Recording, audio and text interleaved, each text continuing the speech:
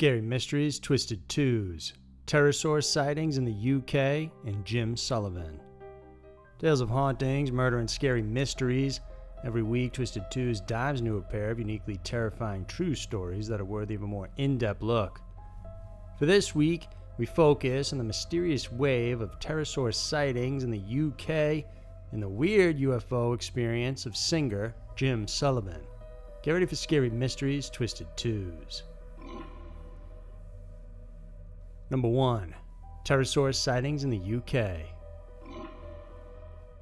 In a world where we can't imagine living without the internet, it's difficult to think there could still be large prehistoric creatures we don't even know exist on our planet. We might think reports of flying birds may be possible in different parts of the world, perhaps Africa or South America, but to see reports of flying dinosaurs popping up in the United Kingdom is a whole other situation, but that's exactly what's going on. During the start of the 20th century, sightings of winged serpents in the wood of Penlyn Castle around Glamorgan, Wales was rampant. Locals described the creatures as flying in flocks over the skies. One elderly resident called them very beautiful, and they looked like they were covered in jewels. Some also described them as having colorful crests. Over the years, researcher John Whitcomb compiled reports of these sightings. In October of 1996, a man camping with friends in the Lake District of England said they saw something strange in the sky. They thought it was a balloon, but soon realized it was undulating. They described the flying creature as looking like a manta ray but with a short tail. Later on, they realized the undulation was caused by massive flapping wings, and they estimated the creature to be about 35 feet from one tip to the other. One of the most recent reports collected by Whitcomb was a sighting by a woman who lived in the small town of Whitchurch around the Wales border. Her house is located near a wilderness preserve, and she often hears and sees birds passing through. One day, though, she heard a strange screech, and she hadn't heard that bird sound before, so she got curious about what was making it. What she saw next shocked her. She said she witnessed two pterodactyls flying side by side. She described them as incredibly large with giant-sized beaks. Both were grayish in color and had bat-like wings that didn't flap up or down. She was so baffled, she questioned what she was looking at and remained skeptical. And later on, her children also reported seeing a similar animal. Curiously, this eyewitness report isn't the only one to come out of that area.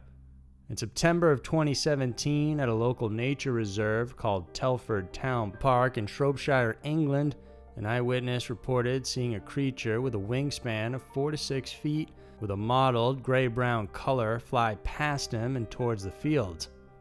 Although he had a smartphone, it was too fast for him to snap a photo.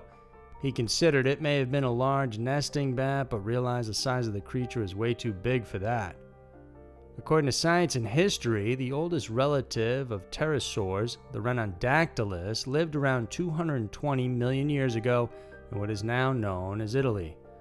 Earlier forms of these creatures were only the size of seagulls, but certain species evolved into large-sized ones, like what we're most familiar with as depicted in books and movies.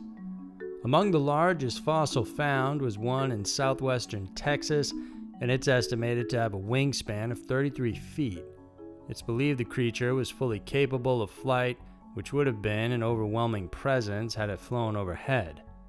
Aside from flying, it's believed pterosaurs spent part of their time on land walking on 4 limbs.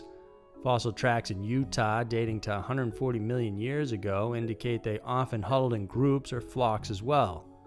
There are also distinct pterosaur species that over time developed unique characteristics, including large, beautiful crests and tails. Seeing pterosaurs in the UK in these modern times may seem like a bad joke, but it does make you wonder what exactly are these people seeing flying overhead that they could only describe as it looking like an ancient dinosaur. Number 2. Jim Sullivan. With the release of his posthumous album, psych folk musician Jim Sullivan is making headlines again decades after he first released his 1969 album, U.f.o, one that featured an unusual song about walking into the desert, leaving his family behind, and being abducted by UFOs. Released by Mini Records in 1969, few copies of Jim's albums were pressed, and many devoted fans did what they could to obtain original copies. Although the record itself wasn't a big hit at the time of the release, it got massive attention when mysterious circumstances marked Sullivan's later disappearance. Born in 1940, Jim grew up in San Diego. He was raised there by his Irish-American parents. In high school, Sullivan was a quarterback, but later decided to play music after listening to a local blues group. He eventually got married and moved to Los Angeles with his wife and son to pursue a better music career.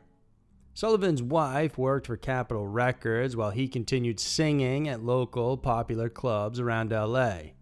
He soon became acquainted with Hollywood figures like Lee Marvin, Lee Majors, and Harry Dean Stanton. Sullivan managed to appear on a couple TV shows and even showed up as an extra in the hit movie Easy Rider. To record his first album, Sullivan's friends pooled money, and soon U.f.o was released. His music echoed rock, folk, and country all in one. The album was later remixed and reissued in 1970 by Century City Records. Despite this, his music career never really took off, and Sullivan turned to alcohol while his marriage became increasingly strained.